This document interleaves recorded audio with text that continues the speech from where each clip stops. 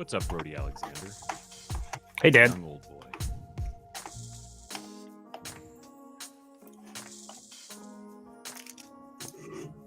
Gonna party like it's my birthday. Gonna sip Bacardi like it's my birthday. And you know we don't give a fuck that it's my birthday.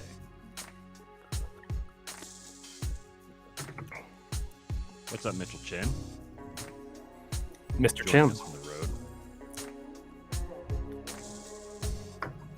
This is your late night deep voice radio host. Welcome. Matt's quiet again. Am I loud? Am I loud relative to Matt?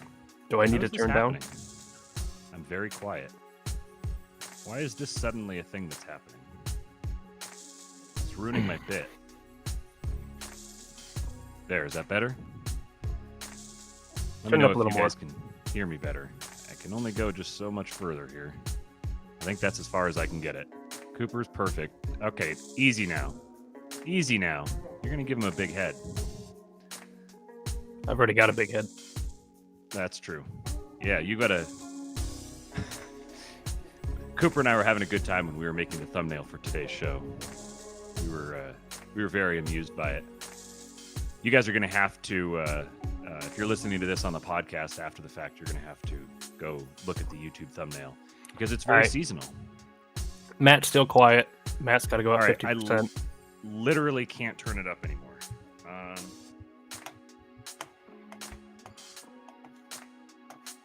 going to try every single thing at my disposal to make this louder. Yeah, just put the does mic not in your have its mouth. own dial.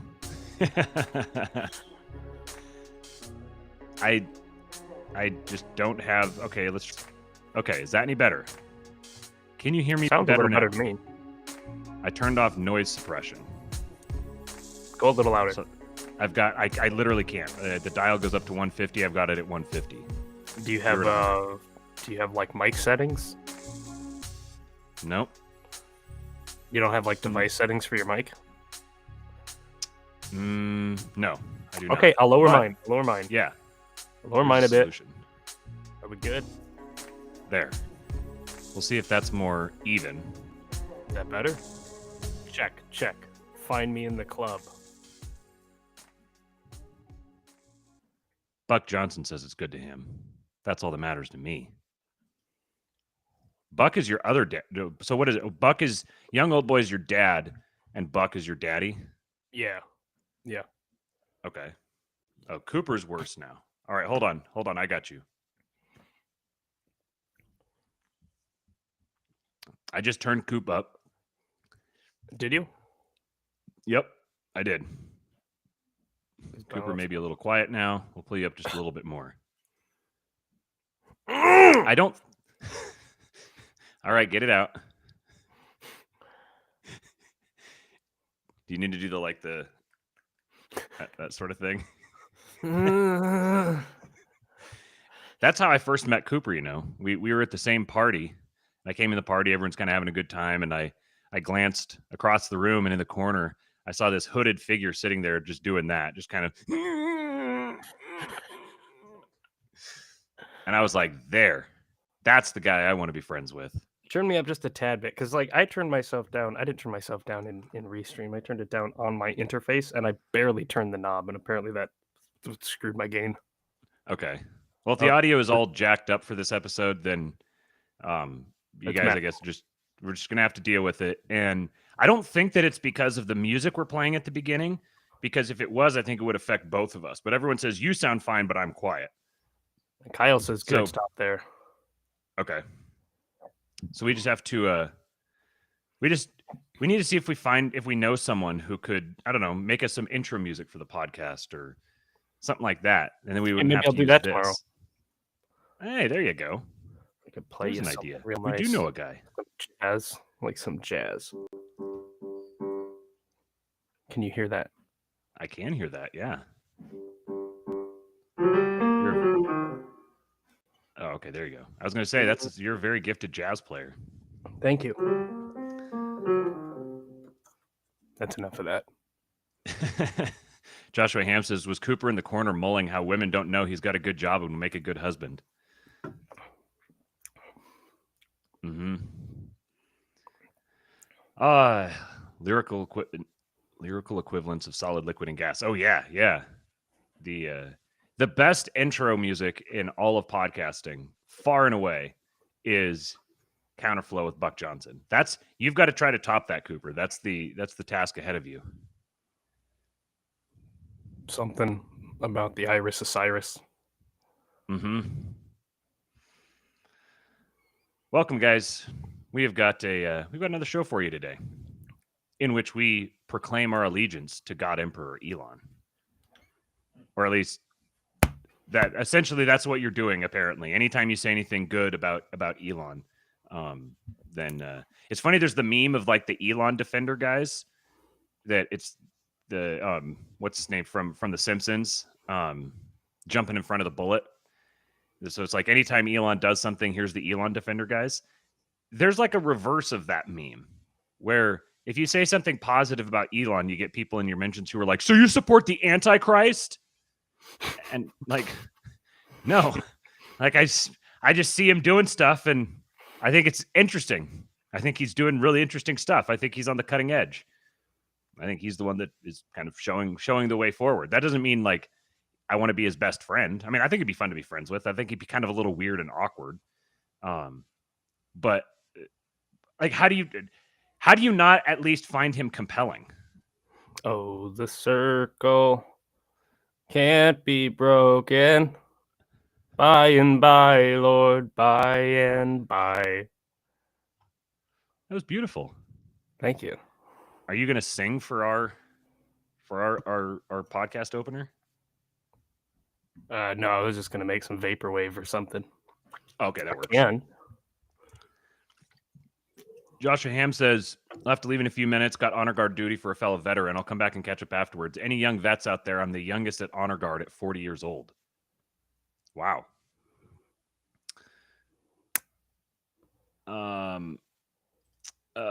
Tobias said Elon verbatim said his ideas come from demons.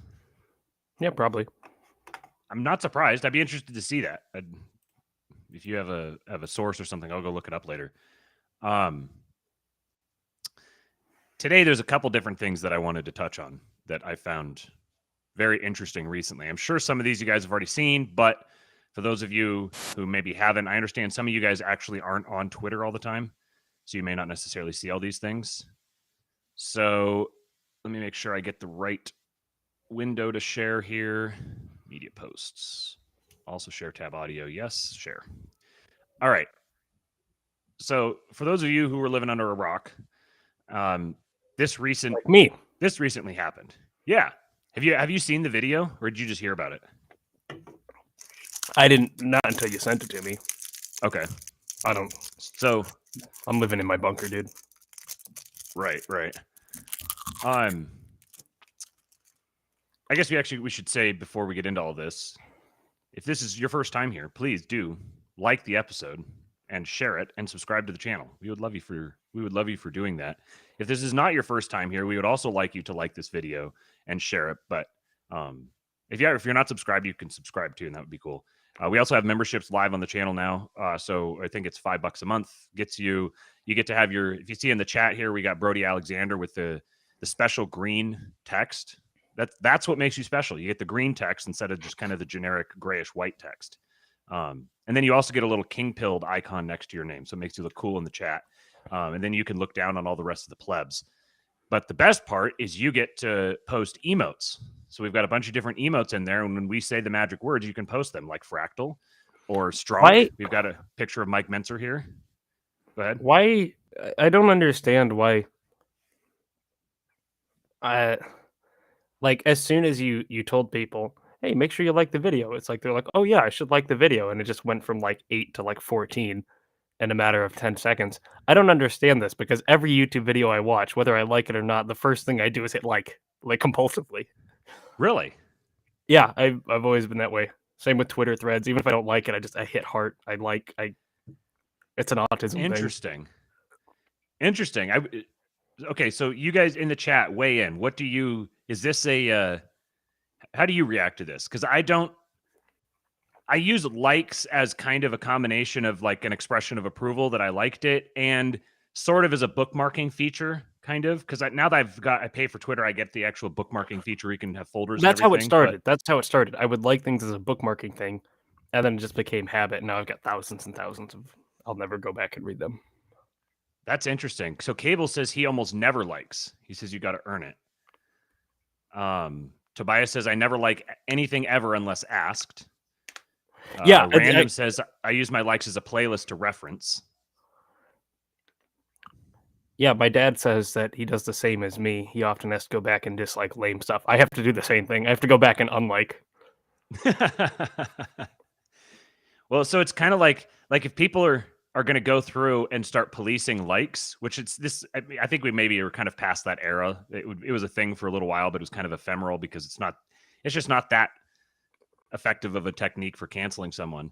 But I guess the way that you would combat that is by literally liking everything. Have likes that are the most schizophrenic thing imaginable. So it would be impossible. Someone's like, "Oh, look at he liked this Nazi thing," and there we go. Now we're demonetized.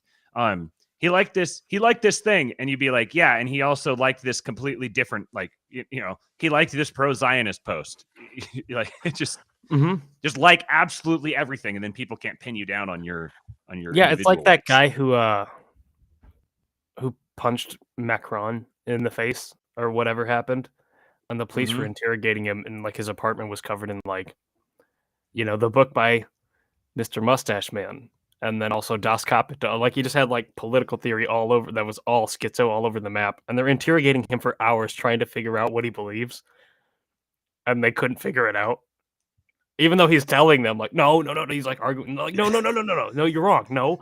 So you think that the capitalist should be overthrown? No, you don't get it. You don't get it. Like, so you think capitalism's good? No. Like it was just all over the map, totally schizo. And they were trying to like prepare their piece, their article, to be like far right extremist attacks president of France or whatever. That's what the spinsters were hoping for, right? And just everyone just threw their hands up, like, this guy, I don't know. That's a really good illustration of like when the boomer / millennial spirit crashes into the Gen X / Zoomer spirit, because the boomer millennial spirit is the one that's like that wants everything to make sense, just wants to have things in their proper boxes, have structure, have clear delineations, no ambiguities. They want everything to be very simple and straightforward. And then the Gen X and Zoomer spirit is much more comfortable with chaos and just taking completely random disconnected things and smashing them into each other and seeing what happens, playing with irony and meta and all that sort of thing. These are all very Gen X Zoomer characteristics. It's interesting. Yeah, every couple of months I have to go through like my Twitter or my YouTube, and I have to unsubscribe from like 600 accounts because I just compulsively like and subscribe to everything. That's really interesting. My algorithm gets so screwed up. I was gonna say, I don't care what Rose Twitter is up to, so I have to go like unlike a bunch of people, unfollow, or Globe Twitter. Young old boy Brody says, "Yeah, I figured it blows up the algorithm too and keeps my feed diverse." That's a really interesting idea. Like intentionally, if the algorithm is going to try to read your mind, then make your mind seem incredibly fucking schizophrenic. So the algorithm's like, I have no idea what this guy wants. And that's what I do. Yeah. Let's try this. Let's try that. That's actually how I find like a lot of really good music and a lot of good creators. That's how I find them, is random algorithm thing. Like, maybe he'll like this. You were right. I did like that. 90% of the time you're wrong, but every now and then you're right. Hey, Buck wants to do a show with us. Yeah, on the Zomer Boomer Gen X stuff. Jeffrey Zomer? Yeah. We'll really put our heart into that show. I don't know. I don't really want to talk about this anymore, Buck. It's getting kind of boring. I'm sorry. You missed your window. You should have asked me a week ago. We're getting Buck worked up.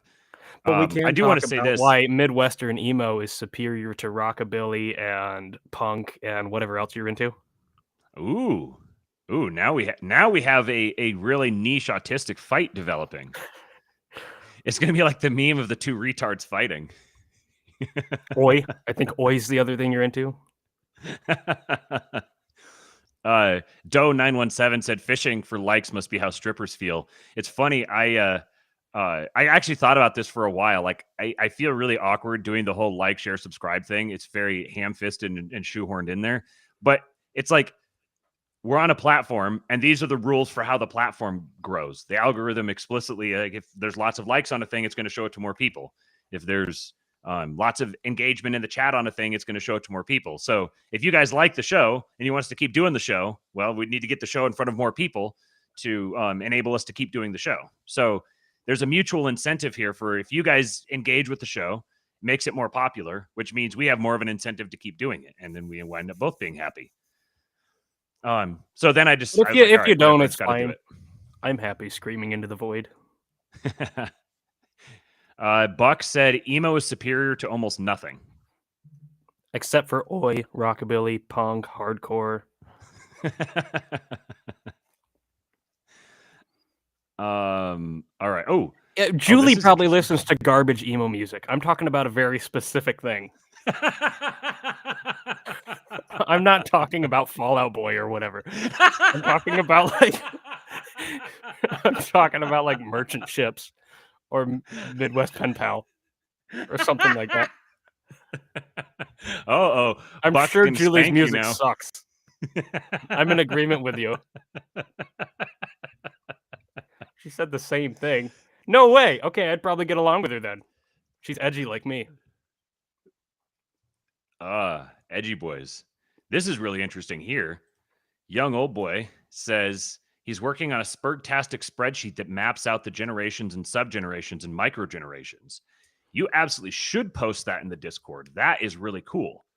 That actually, I don't want to say too much now, but that actually fits in really well with some of the ideas that we have for when we do our grand reopening with the King Pill Discord. That sort of thing would fit in very well with part of the vision that we have for it. So you guys, another shameless self-promotion here. Go join the King Pill Discord. Subscribestar.com/kingpilled. Get in there now because we're going to be making some pretty healthy changes, and we're pretty excited about some of the stuff we're going to do. And if you get in now, then you are you're naturally going to be grandfathered in at the top of whatever you get the opportunity to get into everything ahead of time, no matter what pay level you're at. So subscribestar.com/kingpilled. That's a very hard thing to say. Subscribestar.com/kingpilled gets you into the Discord. We'd love to have you there. We have lots of really interesting conversations. And it sounds like pretty soon we're going to have a really interesting Spurgtastic spreadsheet from young old boy. Okay, so let's get back into this Elon Musk thing here. I don't remember how we got off track. But so Elon, the context here, obviously, Elon has been, ever since he took over Twitter, has been kind of in a constant back and forth war with advertisers because advertising is the method by which the current instantiation of the cathedral, as Mentress Moldbug called it, this is one of the things they use. It's one of the things they weaponize against people who are saying the wrong thing. They're going to go after your money, try to wield your money against you. They know you're beholden to your sources of money, so they're going to go after your source of money to force you to cooperate and say or not say, do and not do the things that they want. Elon is not a big fan of this. Say what you want about Elon. He's one of the few people in the world that is actually not just hand-wringing about this, but actually taking it to him. So he was invited. One of the things that they have been going after him for is platforming anti-Semitism. And they, particularly given the current events going on in the Middle East, that's becoming a problem for them. They don't want to see that sort of thing. They're kind of, never let a good crisis go to waste. They're trying to use this as a way to get Elon by the balls. And I want to point out, first of all, the fact that they're taking these sorts of escalating extreme steps and going after him, trying to get him by the balls, indicates to me that they do not have him by the balls. Because if they had him by the balls, then it wouldn't take all of this back and forth. He would be very easily brought to heel. Obviously, he's not being easily brought to heel. That to me indicates that he is much more of a potential force than my browser just completely fritzed out on me. He's much more of a potential force that they see as a threat. So again, we've kind of talked about this before, but I just don't buy the whole like, Elon is just like a patsy of the regime. I don't buy it. That's not me saying that I think he's our best friend and he's our secret operative. He may be the Antichrist. He very well may be, yeah. And I'm just saying, if he is the Antichrist, it's not.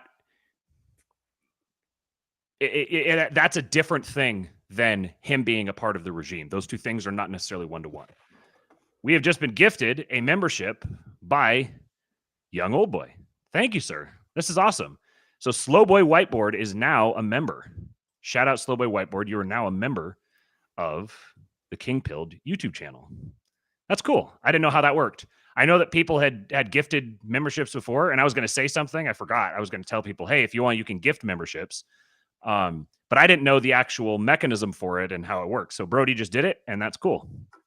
Thank you, Brody. So Elon goes to Israel. And what's very interesting is he goes to Israel, and he didn't just get the, like, a businessman going to Israel gets special treatment. He got the head of state treatment in Israel. You saw the videos of him walking around with his contingent of people and everything. It looked very much like Trump going to Israel when Trump went there. So he's being treated. We're starting to see a blurring of the line between private CEO and head of state. These lines are starting to get a little bit more fuzzy. So he goes there. Everyone was very concerned about what was going to happen when he came back. Is we going to get a big crackdown, or is he going to get a total change in demeanor and tone? He's had lots of these opportunities. He's had lots of chances to, if this was all like bravado, he's had lots of chances to chicken out and back down. And every single time he doubles down. Here's his most recent. Why did you struggle to say chances? I don't know. So many times there. You botched it like 4 times in a row. I don't know. There's just words coming out. I don't know what's happening. Oh, Hey, look at Buck this. is now a member. Buck is now a member. Shout out Buck Johnson. Man, we've got all the cool kids in our club. Welcome aboard, Buck Johnson. Okay, so this was his most recent escapade. This is him coming back from Israel and what he has to say to the advertisers. Said online, there was all of the criticism. There was advertisers leaving. We talked to Bob Iger today. I hope they stop. You hope? Don't advertise. You don't want them to advertise? No. What do you mean? If somebody's going to try to blackmail me with advertising, blackmail me with money, go fuck yourself. But go fuck yourself. Is that clear? I hope it is. Hey, Bob, if you're in the audience. well, said online. So that "Hey Bob" is a reference to Bob Iger, the head of Disney. So I tweeted, I said, "This is a seminal moment. The richest man in the world just told the ADL to go fuck themselves on live TV." And and someone replied and said, "I thought he was talking about Bob Iger and Disney." I said, "Yeah, that's what I said. It's the same. This is the same people." It's one funny thing that somebody pointed out. This was live on CNBC, and obviously they didn't get the chance to hit the dump button before he said it, which means that CNBC is going to get fined for having profanity on live TV. I wonder if they'll like sue him to pay that fine or something. This is a seminal moment. I hope people appreciate, like, you don't have to like or not like Elon Musk to appreciate the gravity of this moment.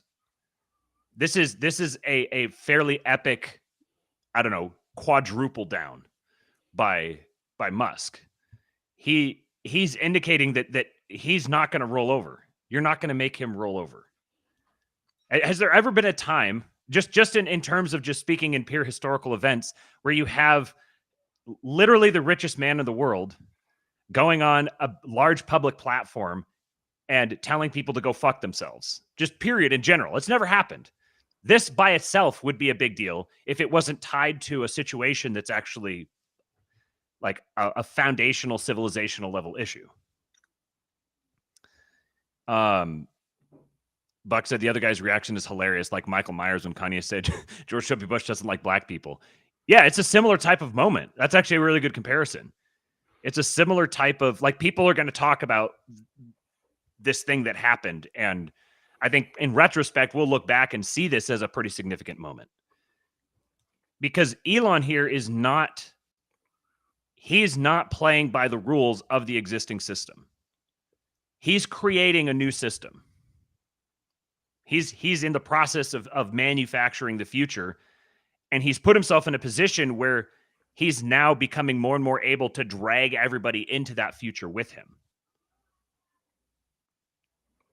In this way, then he's manufacturing the next regime. The next regime will be a regime that's reactive to this regime.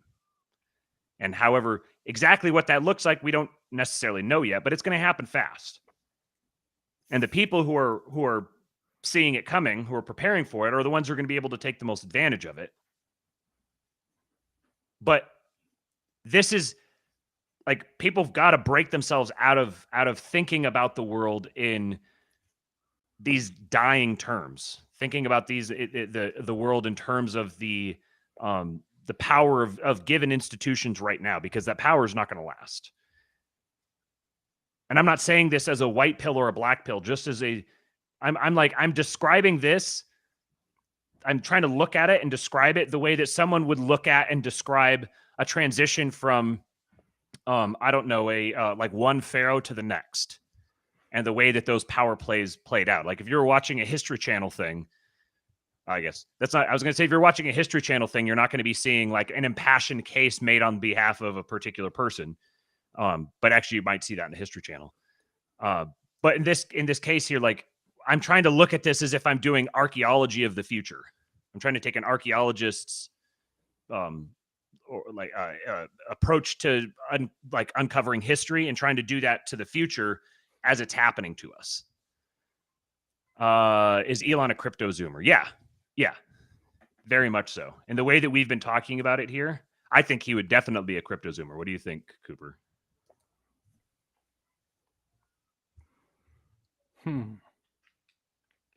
I suppose you'd have to define crypto zoomer. Do you mean proto zoomer? Yeah, that's what I was thinking of it meaning the same thing. I guess maybe there might be a difference. Would you say he's a proto zoomer? Sure. That sounds good. Mm-hmm. He's sort of, to me, he strikes me a bit as kind of like the stereotypically professional version of Sam Hyde. Kind of like if Sam Hyde was going to be a wealthy, powerful, billionaire businessman, how would he go about it? How would he carry himself? What would he do? That's kind of how he strikes me. He might be like Sam Hyde, like this stereotypically professional version of Sam Hyde dialed back like 20%. But he very much has this. What's that? Probably more than 20%. He has this I don't know, like orthogonal view of an approach to the world. He's thinking, he's like definitionally thinking outside the box, and he's approaching the box from the outside versus from the inside. So he just fundamentally just isn't operating along the timeline or it's just kind of like people are sort of pawns in his game, and there's a sinister angle to that, and it remains to be seen just how much of that sinister side is going to be revealed, or just how or if it's going to go a different direction. I don't know which way it's going to go. I don't know if it's going to be that. I don't know if Elon himself is going to wind up being a hero or a villain or none of the above. Well, there is the whole putting chips in people's heads And then there's also the, you know, private global surveillance state that he's building with Starlink. Mhm. So, you know, that could be sinister. It could be sinister, yeah. Especially the putting the chips in the heads thing. Like if that actually happens, like that will be a sinister thing that he's doing. Very much so. That would very much put him in the villain category. The private global surveillance state thing is actually I'm a little open to that these days. yeah. I think like a social credit score is a good idea. It'd be very It's a good really to have good a idea. social credit score. Like imagine We're if gonna blow your- everybody's minds right now. Yeah. Imagine if your success within a society and your ability to rise to the top of that society was both trackable and monetizable. So if you could essentially monetize your reputation directly, Yeah, then everybody would be incentivized to have a very good reputation. The problem with the social credit score is that it, at least implemented in our current regime, is that it's being done by, you know, like people who eat babies and stuff. You know, evil Right. people, the enemy. Uh-huh. But if they were The good idea people, of yeah, right. The idea of a social credit score isn't bad. The idea of a social credit score that is operated and controlled by bad people is bad. But this kind of leads itself right to my point, though, that there's going to be a social credit score system. It doesn't like it's going to happen. This is a very obvious move to make. If like someone's going to make it, as soon as they do, it's going to take hold. Somebody else is going to try to make it better. That's going to instantiate it even more. Someone's going to try to make it even better. That's going to instantiate it even more. And it's going to eventually spread into the society. It's already happening in ways, and it's going to continue happening, especially as we get an improved technological capacity to actually track and manage it. So the question isn't social credit score, yes or no. The question is who manages the social credit score? And if I have to choose between Elon Musk managing the social credit score and Joe Biden managing the social credit score, Joe Biden being like a name to describe a cabal of people rather than one person, I would take Elon Musk. It wouldn't not even have to think a second. Yeah, he wants to put chips in people's brains. These people want to. I also said something I probably shouldn't say. These people want to put things in people too. The chips in the brain scares me less. So another thing I wanted to get into with Elon and some of the stuff that he's been up to is so today, let me see if I can find this. I'm pretty sure I had it in my likes. So here's where I'm going to try to use my likes for a bookmark because I think I forgot to bookmark it. Today it was either today or yesterday they announced that they were going to like the Cybertruck has finished production.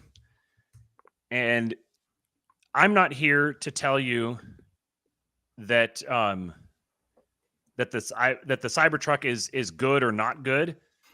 I don't care what it looks like. I'm just saying the Cybertruck is going to be a big thing. This is going to be massively, massively popular. It's ugly. Yeah, it is ugly. And it's going to sell like fucking hotcakes. And I think that's part of why it's ugly. Like this seems very much along Elon's like wavelength that he's going to make something that is horrifying and ugly and it's going to sell like hotcakes and he's going to do it just because he can. So that is it's kind of Zoomer. Yeah, it's very Zoomer. So check out this video. I don't know if you guys have seen this yet, but check out this video here.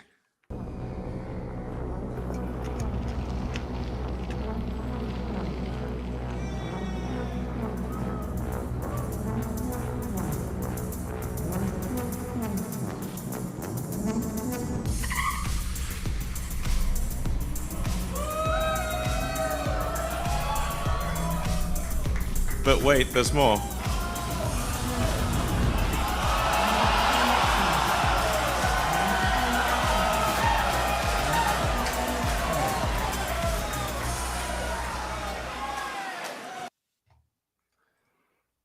that is like, I don't care. That is freaking cool. I don't care what it looks like. The fact that, I guess for those who are just listening, it's a video of a Porsche 911 and the Cybertruck doing a quarter mile against it.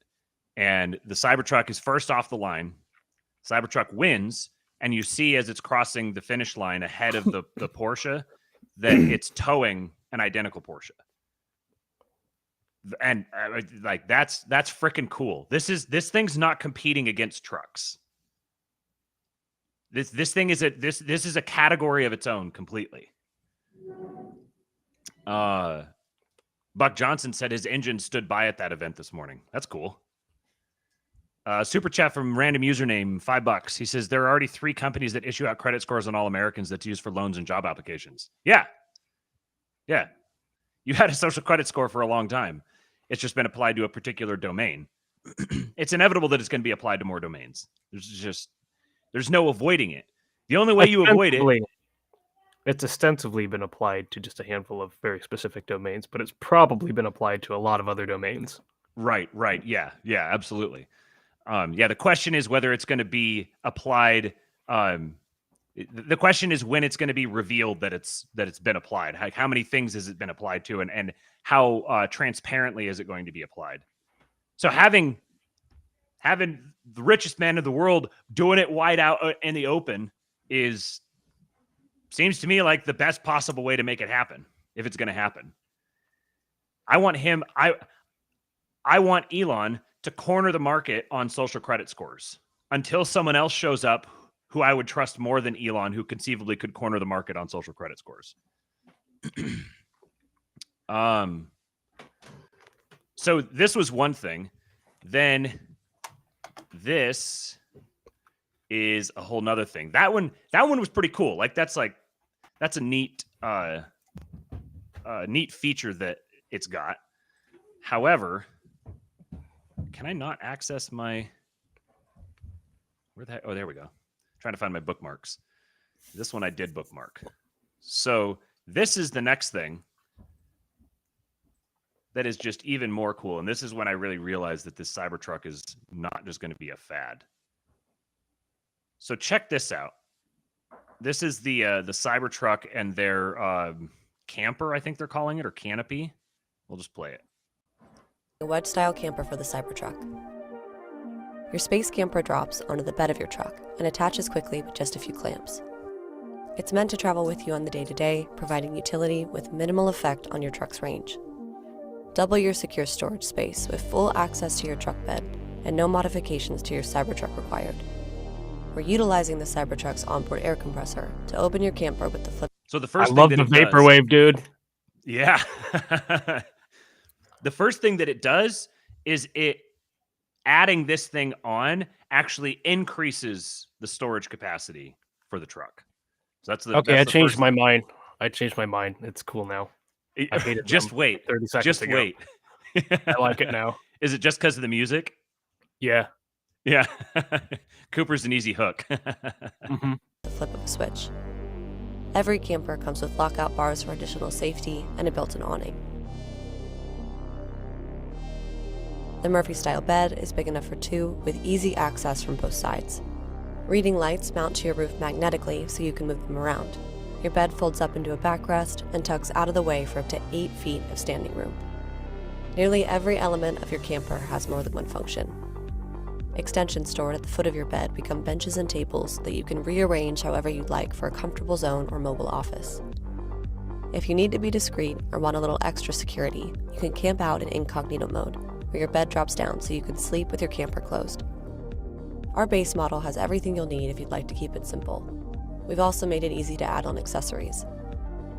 Built-in storage compartments can be accessorized with a drop-in sink, induction cooktop, and everything else you'll need for a full camp kitchen.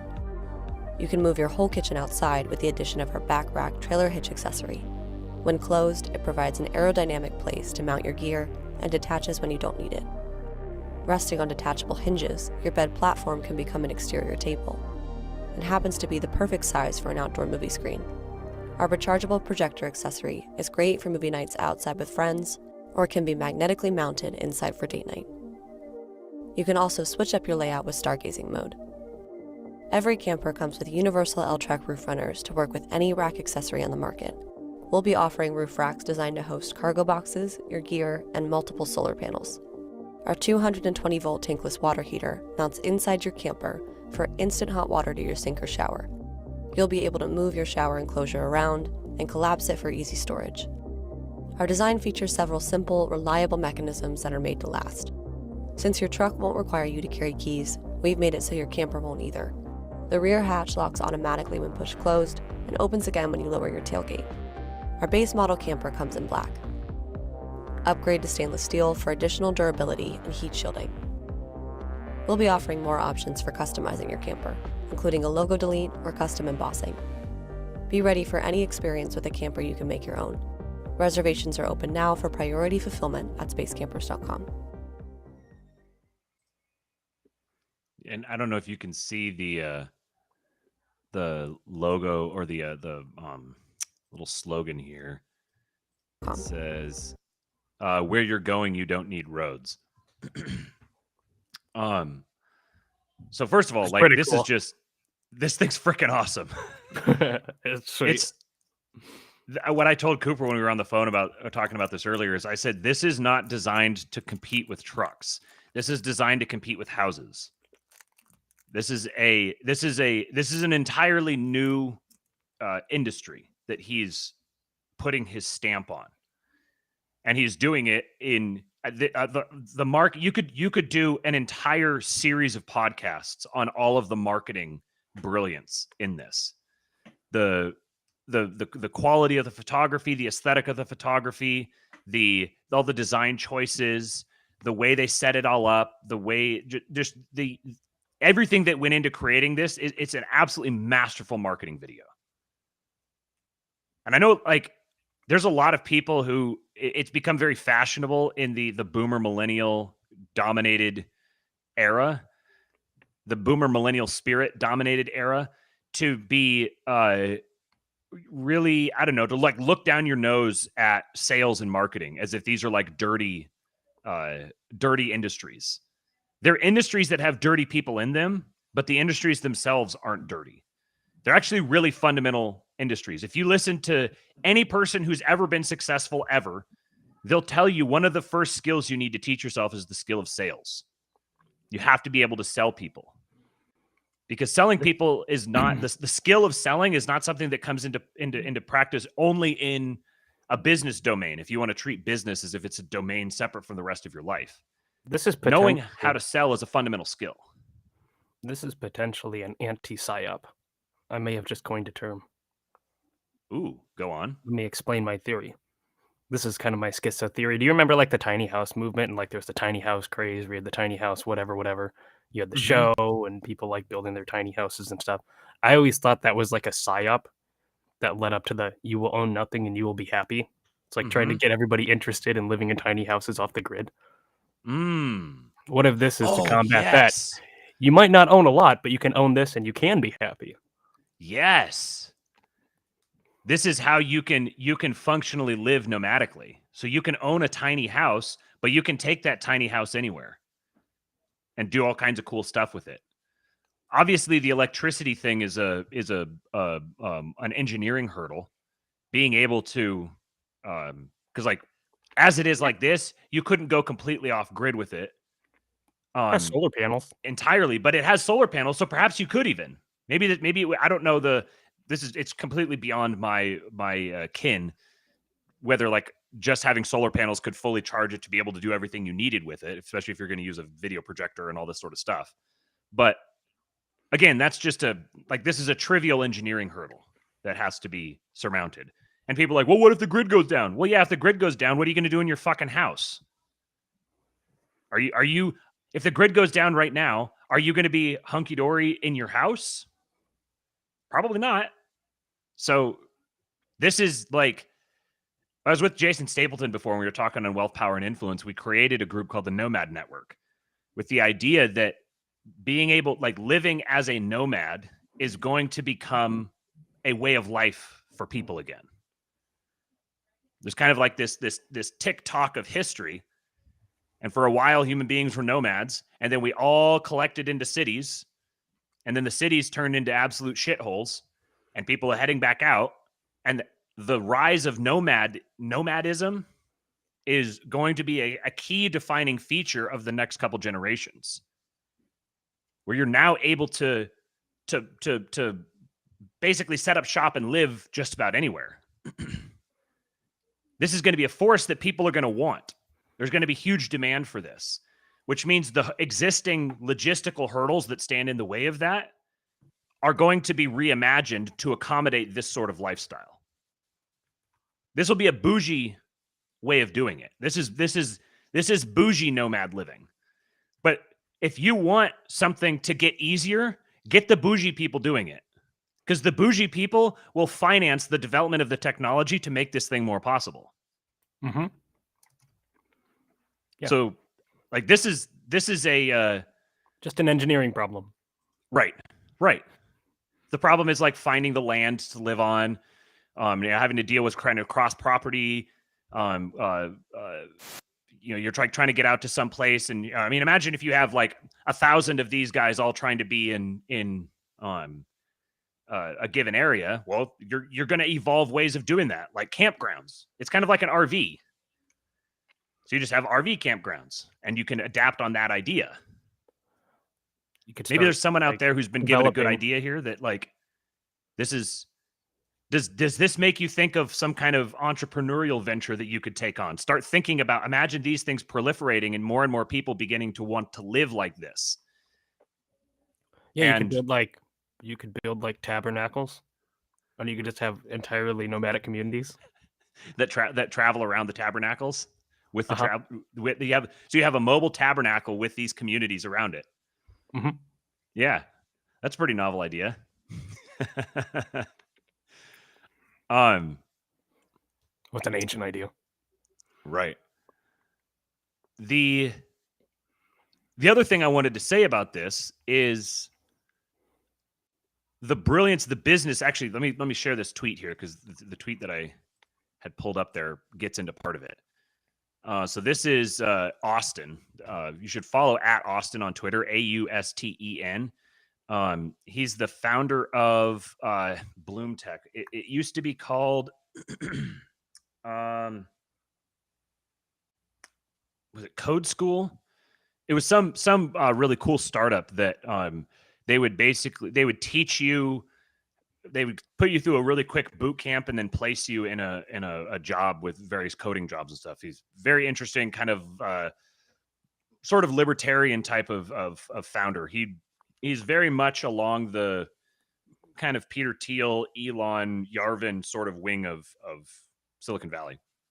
So he said there's an untold story happening at Tesla. Yes, they're actually making money on electric cars, but look at the other opportunities for high margin upsells. Autopilot is probably 95% plus margin. Accessories that are, 75% margin, zero cost to acquire a consumer and no ad spend.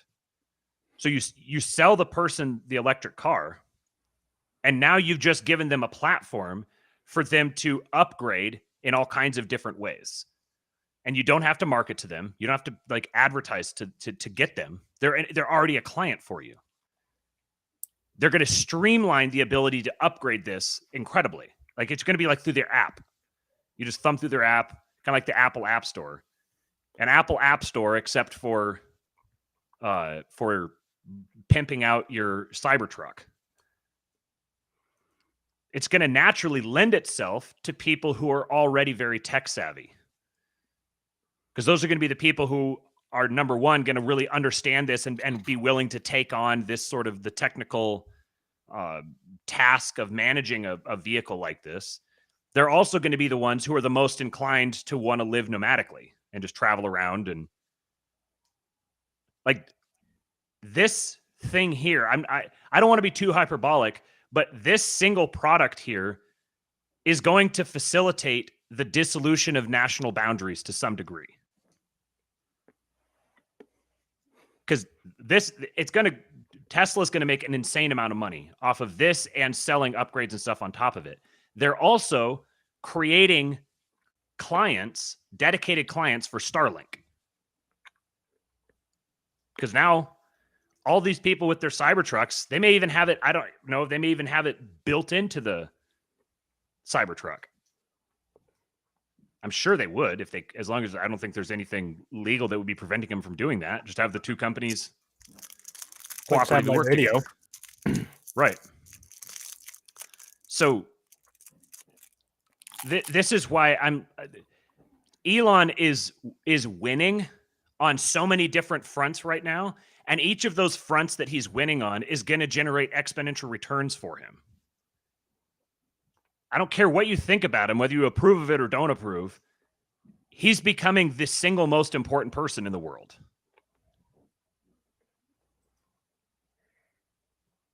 Let me check the chat here and see what you guys are saying. I got too many windows going on here. Let's see. Gas pumps at stations require power from the grid. Yep. Tobias says, I was a digital nomad for a few years. Elon would say your home would be the gas station. Home panels and batteries could charge reasonably. Onward to Bertaria. Yeah, Bertaria is one of the things that Owen Benjamin has really hit on well. The concept of Bertaria is brilliant and necessary. We need more Bertarias. Cable says, I'm sure this guy will come up with a way to buy accessories and you pull up to a Tesla vendor, pull in, and it's probably installed and ready to go within minutes. Probably won't have to get out or talk to anyone. Yeah, absolutely. There was one other comment I wanted to reply here.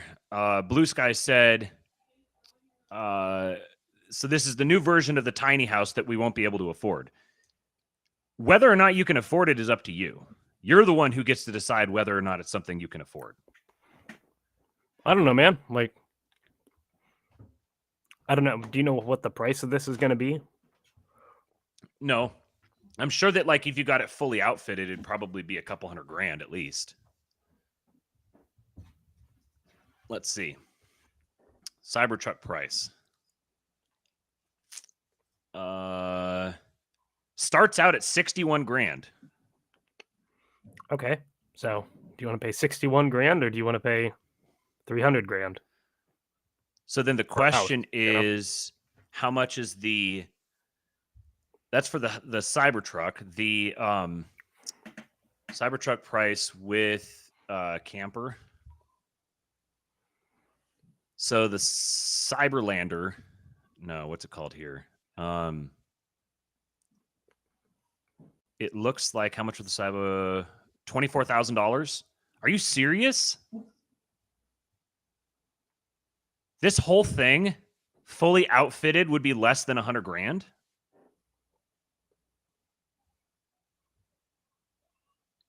If I'm not reading that right, if there's something, if I'm wrong on that, then someone please point it out. But that's insane. Okay, I'm rethinking everything that I was just saying, and I recant everything I said, and I want to say it again with even more confidence and enthusiasm. This is going to be a really, really transformative piece of technology, I think. The fact that you're going to be able to get into something like this for less than $100,000 is just it's making housing very affordable again for the people who are willing to think outside the box about how they go about doing that. You could live in the city and you could have this setup. I'm sure you're going to be able to, you could go live at a campground, like an RV campground. And then you can just pull up and go anywhere you want at any time, go out to a national park. If you work remotely, which a huge amount of the workforce works remotely, anybody's going to be able to, any of those people would be able to get one of these and go live wherever they want at any time.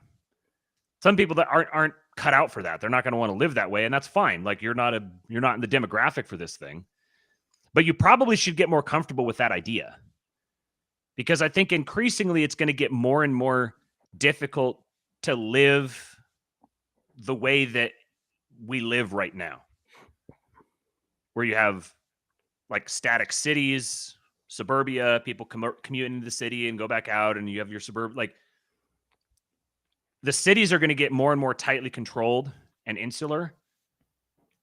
Pretty soon, it's probably going to cost money to go into the city. You're going to have to actually explicitly pay. It's going to be like, I don't know, toll roads all the way around or something. So to get into most major cities, you're going to have to pay. And just having like just a standalone neighborhood like this is going to become less common. I don't know if it's going to become uncommon, but it's going to become less common. Humanity is going to start getting a lot more mobile. And it's really fun to think about the idea of getting 100 guys who each has one of these and like just roaming the world, just going wherever you can go with it.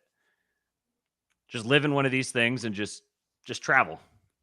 Post up at different campsites, hang out, do your work. You've got your Starlink. You can work remotely, go hiking. That sounds like that would be a really, really fun life. And having that capacity is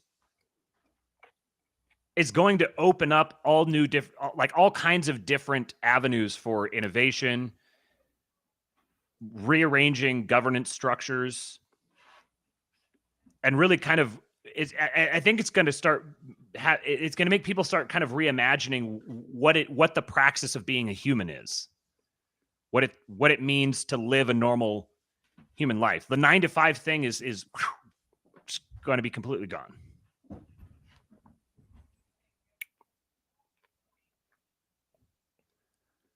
And the more made, it'll get cheaper over time. Yeah, 150 Canadian. So if that's where it's starting out, and it's funny, if you look up the price, I just did when I Googled it, it said all the prices were, all the articles were saying that it was released and it's 50% more than he said it was going to be. It like, you can just see that, you can see the programming there. You have to be mad. Even in the announcement of it, just the bare news announcement, the way it's framed is it's 50% more expensive than he said it was going to be. And it starts at frickin' $60,000.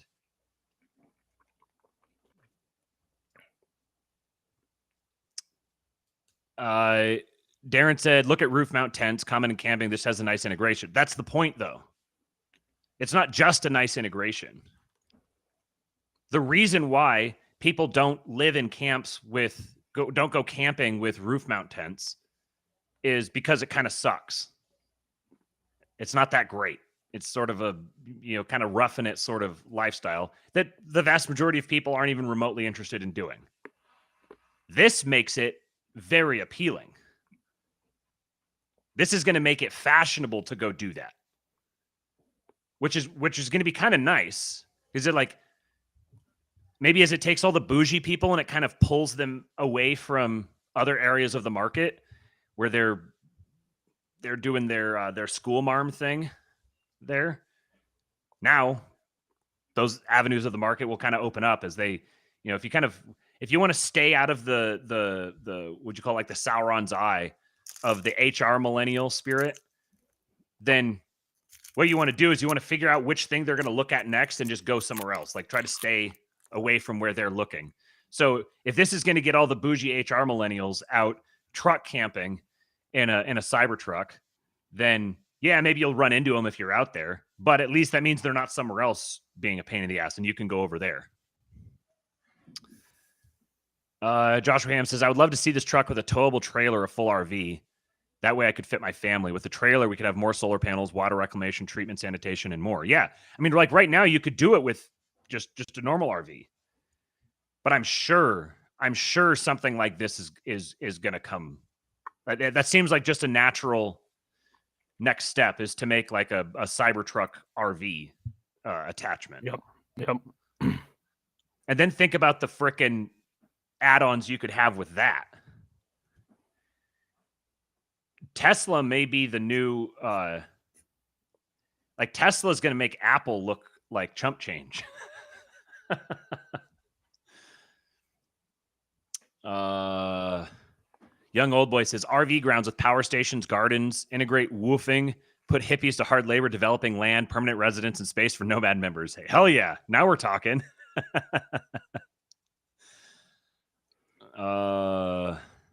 The post office just shit a brick. Yeah, no kidding. Yeah. No more need for the post office. Hey, there's a new industry. Yeah. Mobile, like that's something. Hey, guys in the chat, there's something you can start working on. There's a project for you. Yeah. Figure out how mail would be sent and delivered to a bunch of nomadic people. Mm-hmm. Start solving that problem. You just got to just put your mind to it. It's an engineering problem. Just figure it out. Imagine what the world would look like if, say, 1% of the American population, which would be what, 3 million people, 3.5, close, probably 4 million people, somewhere in there. If 4 million people bought these, that means you have 4 million potential customers, in addition to other people whose use cases would be comparable. Figure out how to make that happen, and there you go. Now you got yourself a business. Elon just convinced the city folk to go touch grass. Yeah. That's right, he did. Now this is interesting. Yeah, I'm glad you reminded me of this, Josh, because I was going to say this. Josh Ham said, I see how great this truck is designed for 1 to 2 people. Thus, I would love to give him money to design and build a full towable for the truck that is integrated. Absolutely. And I love this mindset because I've been just waiting to see the guy who complains about this, who writes his long schizo post on Twitter, belly aching that Elon is out here trying to incentivize people not having kids because, like, how are you going to have a kid in with this application? Like, it'd be too difficult unless the kids are like really little. And that's exactly the wrong mentality to have. Obviously, Elon's not concerned with trying to get people to depopulate themselves. He's very vocally. That's like that's been his defining characteristic for decades, is that he's afraid of depopulation. Which, incidentally, is part of the reason why I am not a I've never bought into the idea that he's part of the regime, so to speak, or the cathedral, because their defining core value is depopulation, and that's the one thing that he's the most vocal about. What's up, Well Emmanuel? He said he was trying to listen earlier, but he was on work calls. He almost feels like an adult. Okay, so there was one other thing that, as a contrast to this, I wanted to pull up another tweet here. Is it deviated septum DeSantis? Deviated septum DeSantis. So we need to explain to the good people here what a deviated septum is. Can you do that while I'm trying to find this tweet? Well, it's an evolution. This is a term I coined a number of months back. It's an evolution on the idea of like a mouth breather being just a stupid person. Well, a deviated septum is someone who probably breathes through their mouth because if they, try to breathe through their nose, they've got constriction or whistles or whatever. So it just stupid people, deviated septums. Uh-huh. So this is your new install. I wonder if we can get a deviated septum emote. What would it be? Yeah. Picture I of don't DeSantis? know. That's great. Yeah. Yeah. Every time we talk about maybe it should be the other way around, that every time we talk about DeSantis, people post pictures of like a bust ass nose or something. I mean, So that would be appropriate considering his Zionism. Uh-huh. Oh, there's levels to this one. Levels and levels.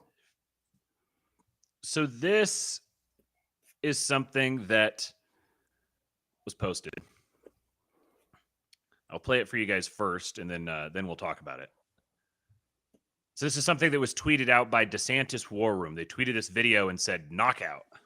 I was talking to a fella who had made the move from California to Florida, and he was telling me that Florida is much better governed, safer, better budget, lower taxes, all this stuff. And he was really happy with the quality of life. And then he paused and he said, by the way, I'm Gavin Newsom's father-in-law. It's the motherfucking Eagle Double G. Snoop Dogg!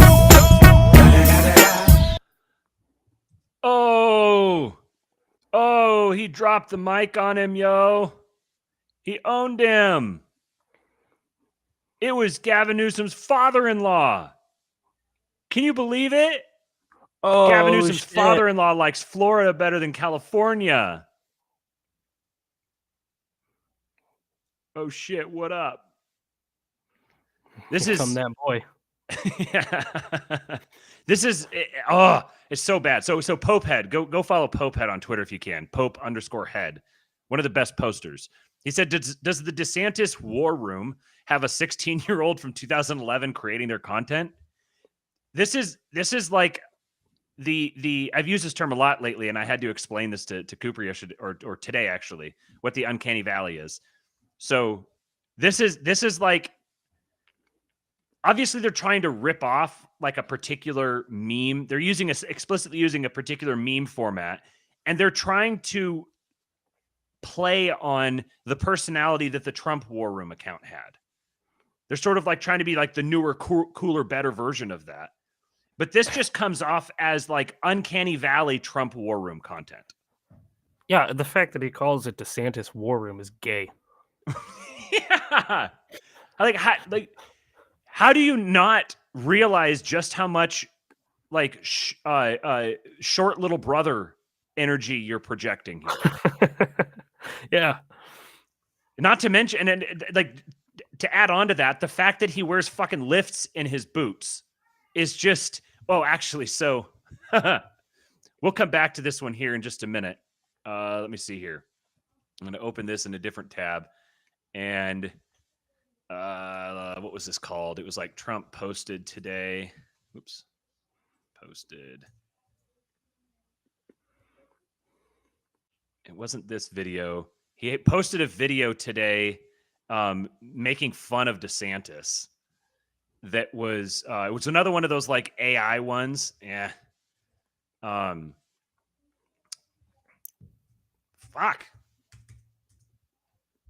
It was one of those AI ones where it was like had a voiceover, and so it looked like Trump and DeSantis were in a debate. And here it is. And Florida's Governor Ron DeSantis. Let's begin. All right, first question. Have you ever betrayed the greatest president to ever live, President Donald J. Trump? No. What kind of question is that? What the hell? Very simple question, but let's try the next one. Are you a short, insecure little man that likes to wear lifts inside your cowboy boots? Yes or no answer, please. No. You know what? My wife bought me those lifts, and I happen to like them. Okay? He's even using a stepping stool. I can see it from over here. Governor, we clearly said no step stools. You either get off of it or you're leaving this stage right now.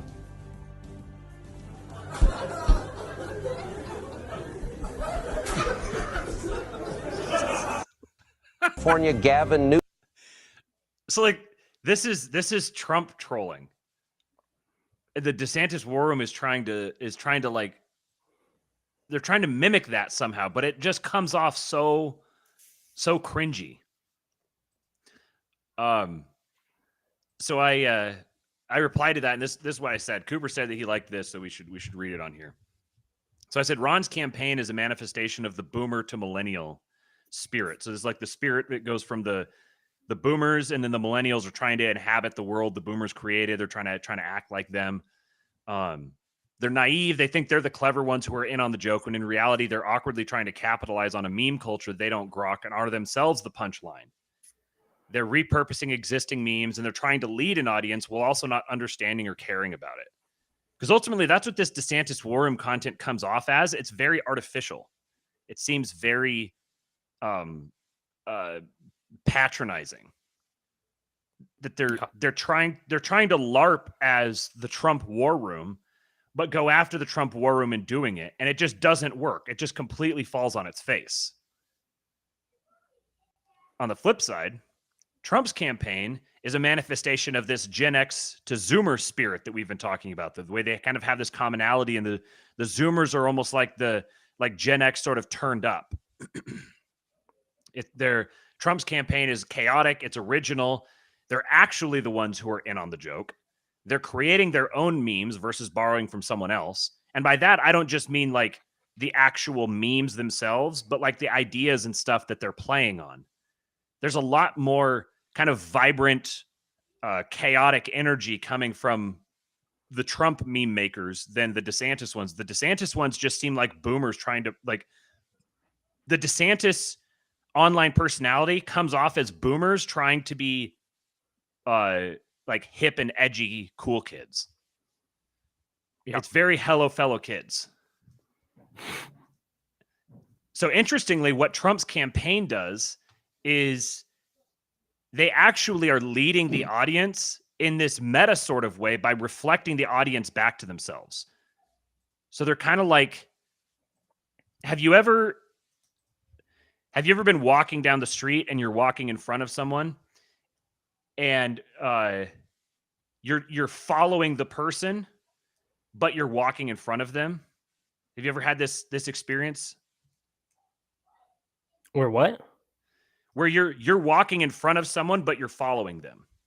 So you're following them from in front. So you have to be like constantly keeping an eye on what they're doing and predicting their body language, seeing which way they're going to turn and trying to do it ahead of them. Have you ever experienced that? Okay. See, yeah.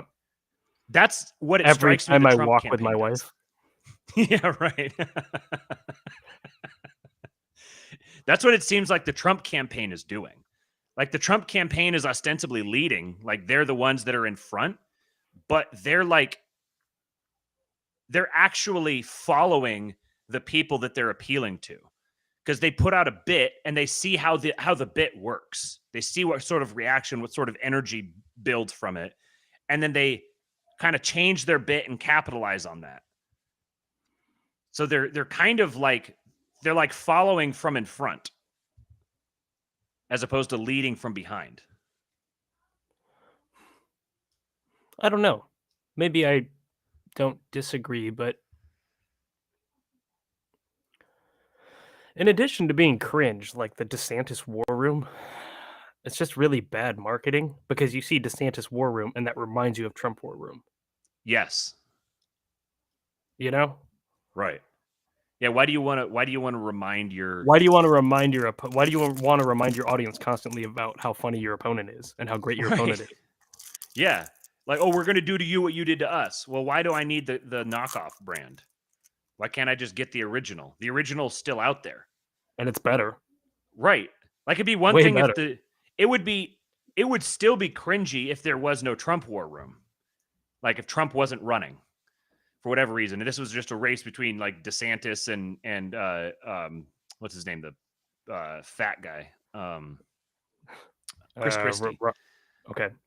If it was like say those were the two guys that the campaigns were the guys they were campaigning against, and so there was no Trump War Room in the picture. The DeSantis War Room thing would still be really like why are you like why aren't you doing something original? It makes it feel very focus grouped. It doesn't feel organic at all. Yep. Feels like a bunch of HR millennials came up. Yeah. The HR Passed millennials it over to their spinsters, the spinster millennials. Yeah, who work for all the NGOs.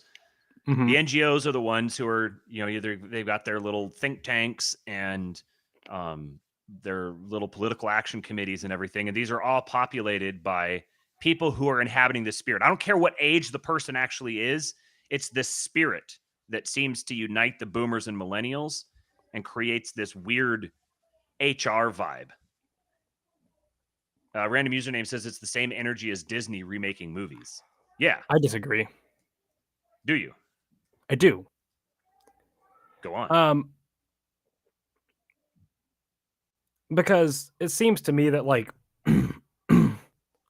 the DeSantis thing, or just everybody trying to like capitalize on like Trump and his energy and all of the jokes, and they're trying to like, like you see after Trump, DeSantis starts talking with his hands more and kind of doing Trump gesture. Everyone's trying to be like Trump.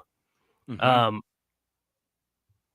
This seems to me more like an attempt at doing something, like an attempt to be in on the joke or to trying to do something politically expedient, something of that sort.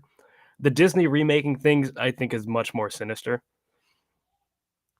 Like, I think that's intentionally trying to demoralize people and propagandize people. Where like the campaigning stuff just seems to me like it's superficial, like the millennials who came up with the idea.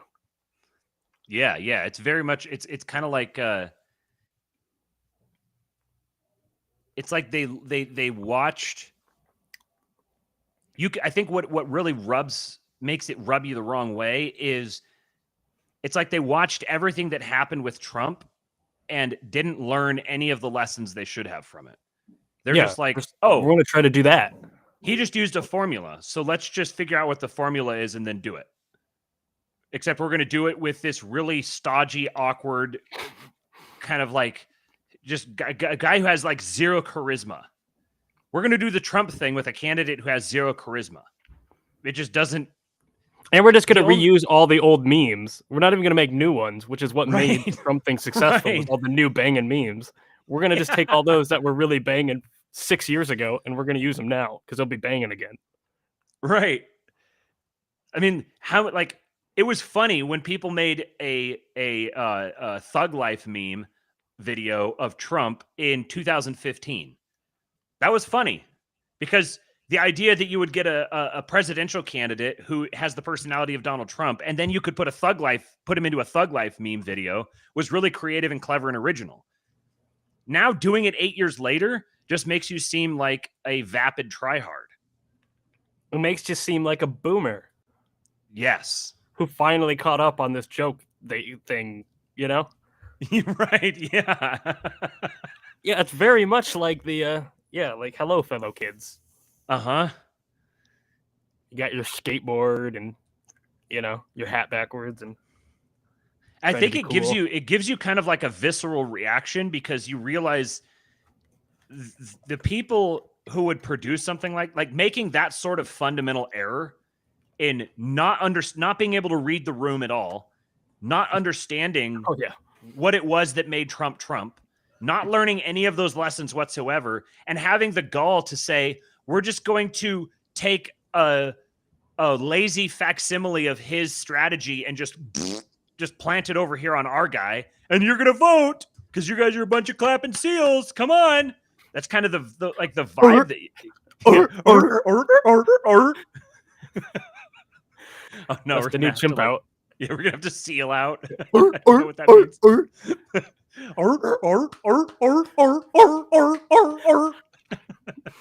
Balance a ball on your nose. Eat I'll a throw you a fish. piece of mackerel and you'll catch it with your teeth. Yeah. Well, anyways, that was basically all that I had on my mind today. You have anything else? Joshua Ham says, by the way, y'all aren't rural or blue collar. Yes, I am. I'll fight you. So you might not know how much regular trucks cost. A regular F-150 is $60K plus. Recently saw a knitted out truck, 4-wheel drive diesel F-350 for $100,000. Yeah. Mm-hmm. Yeah, I drive a truck and a pickup. It's not a truck. I drive a pickup. I have friends in Canada who tell me that I'm not allowed to call it a truck. But I have whatever being 50% more than he said it would be. It's like it's still comparable, right, in price to every other truck, but it's like way cooler. Yeah, the Cybertruck, the base model Cybertruck would be cheaper than my Ram. The Ram 1500 that I got 3 years ago was more than the Cybertruck. That is insane to me. I can't fathom how he's possibly selling it that cheap. And why he would sell it that cheap. And you also get to feel like you're in... The name escapes me. Blade Runner. Yeah, right. So for the same price, you can feel like you're in Blade Runner. Speaking of Uncanny Valley. Cable says I drive a Ridgeline and the Spurg from the truck gang is worth the price of admission. It's not a real truck. I looked at Ridgelines too. The only reason we didn't get one was just because the interior wasn't as big as we wanted it to be with having a car seat in the back and stuff. Otherwise, I think the Ridgelines are really cool trucks. When I worked at a Honda dealership about 15 years ago, at the time, they had... I drive a semi-truck for a living. I am blue collar. You still haven't I given grew that up in a huh? cornfield. So back to my Ridgeline story. When I was selling Ridgelines, they had I saw a video where they took two. This would have been probably a 2007 or I 2008 eat steak Ridgeline. with ketchup. Well done. And they laid down the tailgates on. They took two Ridgelines, backed them up back to back, laid down the tailgates, and then parked another Ridgeline with the front wheels on one tailgate and the back wheels on the other tailgate. And this was the first type of tailgate that did you could either open it down or swing it. So it only had one cable. That one cable would hold the weight of the front of the truck itself parked on the tailgate. It was pretty cool. I've always thought that they were pretty, that Ridgelines were cool. Hello, slow boy. What's up, slow boy? Welcome. Welcome. You are now a member. I don't know if you saw that, but thanks to our good friend, Cooper's father, young old boy, you were gifted a membership. So lucky you. All right. Well, How do we bounce? How do we raid? How do we send everybody over to 2-Bit Podcast? Oh, that's right. Yeah. It should be streaming. Hold on. Let me make sure he's still streaming. He is. Hey, look at that. He's got a picture of the Cybertruck on the front of it. So I just watched a video on how to do this. On the YouTube studio. In the studio, customization, redirect. Oh boy, Redirect's he's my real dad.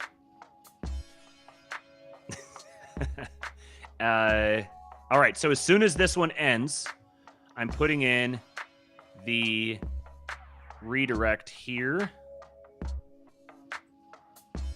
So if you guys stay in here, then as soon as the stream ends, it'll automatically redirect you over, if I did it right. And you can go raid the 2-Bit Podcast's comments and go watch them because they're good guys. Thank you for showing up, guys. Even if you only stick around for a minute, just go over there and like spam F in the chat or something. Yeah. Just start doing F. Just every single one of you, just go send Fs, as many Fs as you can in the chat, and see if you can get Jason rattled. Tell Jason to like drink breast milk or something. That's an old joke. Yeah, that is an old joke.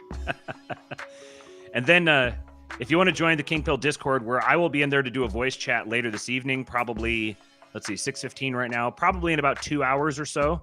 I'll hop in there to do a voice chat for anyone who wants to join in. And if you would like to be a part of the very super exciting, amazing, wonderful, fancy changes that we're going to be rolling out here as soon as we can get them technologically figured out, then if you want to have access to everything when we roll out the new stuff, then come get in now. Get in now at whatever tier you want, whatever price tier, and you'll get access to everything later on, and we'll be very happy to have you with us. We got a good bunch of conversations and memes and inside jokes and stuff going on in there, and we do voice chats pretty often, so we'd love to have you join us. Thank you much, everybody. Appreciate you guys stopping by. Remember to like, share, subscribe, do that stuff for us so that we can game the algorithm and we can get more listeners and keep doing more shows for you. Deuces. And stick around and go